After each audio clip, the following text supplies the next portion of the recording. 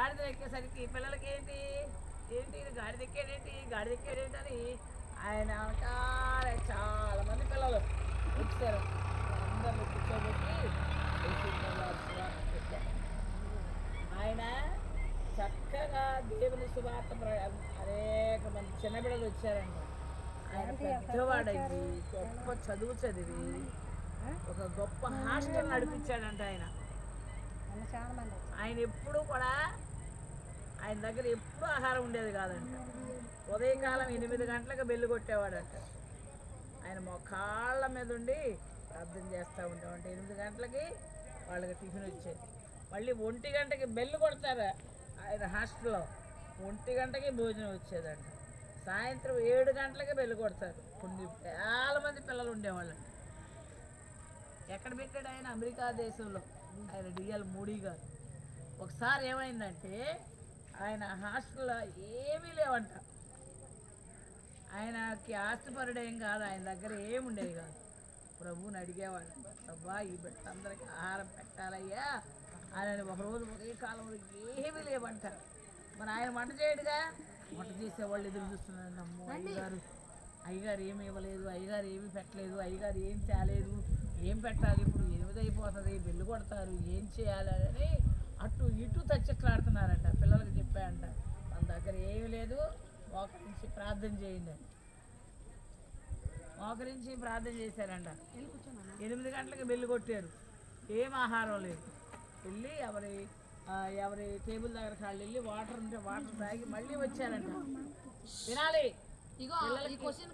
పిల్లలకి ఎంత విశ్వాసం చూడండి.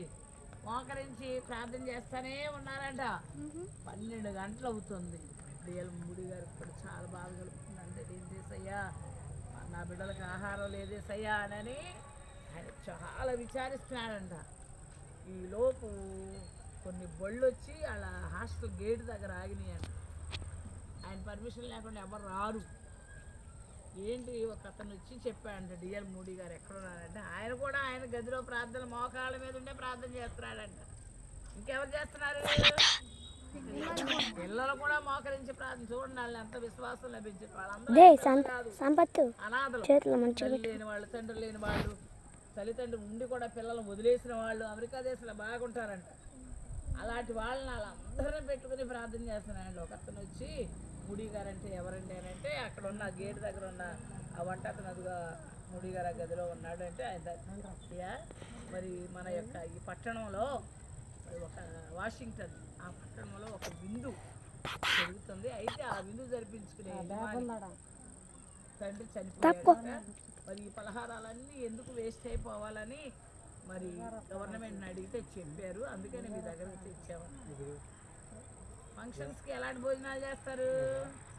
మంచి మంచి భోజనాలు, స్వీట్స్, హాట్స్, ఫ్రూట్లు, ఐస్ క్రీములు, మంచి మంచి భోజనాలు ఉంటాయి. అన్నీ లైన్గా తీసుకొచ్చి గదిలో పెట్టారు.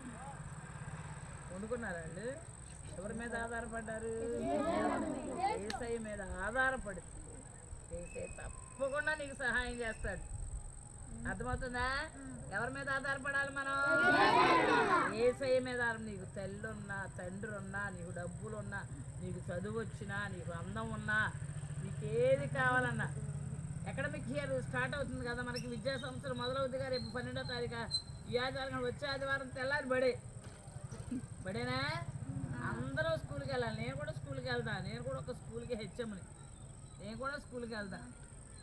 మనకి స్కూల్లో గవర్నమెంట్ స్కూల్లో బ్యాగ్ ఇస్తారు, బుక్స్ ఇస్తారు, యూనిఫామ్ ఇస్తారు, షూ ఇస్తారు, సాక్స్ ఇస్తారు, బెల్ట్ ఇస్తారు. ఇస్తారా ఎవరా? మంచి భోజనం పెడతారు. ఇవన్నీ తిని గుర్రు నిద్రపోవటం కాదు. మీకు చదువులో ఏది రావట్లేదో అది యేసయ్యని అడగాలి. యాకోబు పత్రికలో ఉంది, ఎవడైనా జ్ఞానం కొదువుగా ఉన్న వాడు నన్ను అడగాలి. అడగండి అమ్మ అన్నం పెట్టుద్దా? నేను నాకు ఆకలి అవుతుంది ఏంటది, ఇంకా నన్ను పిలవదు ఆకలికి అంట అనొచ్చా? మనం అసలు సామాన్యంగా అడుగుతారు కదా, నాన్న ఆకలి అవుతుందనే అన్నం పెడతాను.